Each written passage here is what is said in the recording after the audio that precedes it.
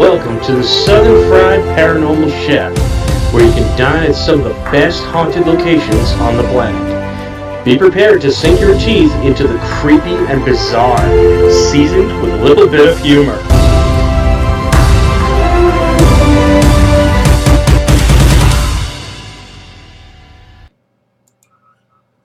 Welcome, everybody, to another edition of the Southern Fried Paranormal Chef with yours truly.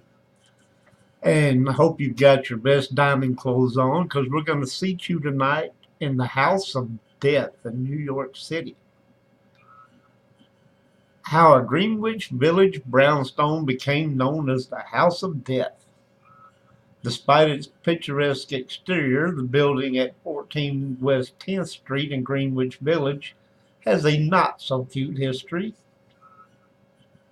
Since being constructed in the 1850s, near the start of the Civil War, 22 people have died in the home, referred to as the House of Death. And as the New York Post reported, some of their spirits allegedly have never left. Residents have reported sightings of the spirit of Samuel Clemens, aka Mark Twain, who lived at the building between 1900 and 1901. And other bone-chilling ghosts have haunted the Greenwich Village block for over a century. Located near Washington Square Park, number 14 was home to many New York City bigwigs, including the wife of James Borman Johnson, who founded the Metropolitan Underground Railroad. Twain, who only lived in the home for 1 year and died in Connecticut, is said to still haunt the home. Sightings of the author in a white suit have been reported on the first floor and near the staircase. In the 1930s, a mother and daughter said they saw a ghost resembling Twain sitting near a window. Allegedly, the spirit said, "My name is Clemens, and I has a problem here I gotta settle." A few years after this sighting, the single-family home was converted into a 10-unit apartment building. The hauntings did not stop. According to the Post, actress Jan Bryant Bartell and her husband moved in 1957 into an apartment on the top floor of 14 West 10th Street. Almost immediately, Bartell felt a monstrous moving shadow that loomed up behind her. In a memoir published after she left the home, Bartell wrote about feeling a brush against the back of her neck and smelling a rotting odor throughout her apartment. One day she saw a vision of a man and she reached out to touch him. Now I gotta wonder why, if she was smelling rotting stuff in her apartment and she saw a vision, why would she want to reach out and touch somebody? But oh well. She wrote that she touched a substance without substance.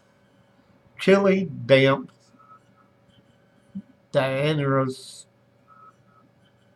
as marsh mist or a cloud of either. Bartell and her husband called a paranormal expert and a medium to investigate. The medium felt something, or many things, dead under the floorboards. Possibly a young girl, an aborted child, and a small gray cat.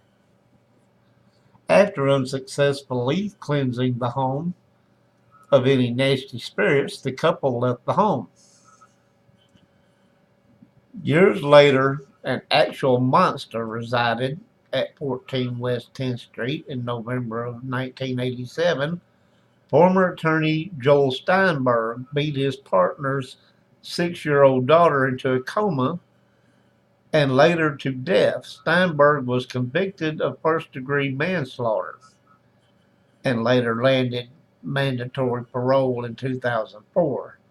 The Post reported last year that Steinberg is currently living in an apartment in Harlem. Despite its dark name, the House of Death may not be Manhattan's most haunted house. Some say it's the Merchant's House Museum, where 7 family members died in the home. Their funerals were held in the front parlor. Hope you guys enjoyed this little tidbit of New York City haunt. And join us again next time for the Southern Fried Paranormal Chef.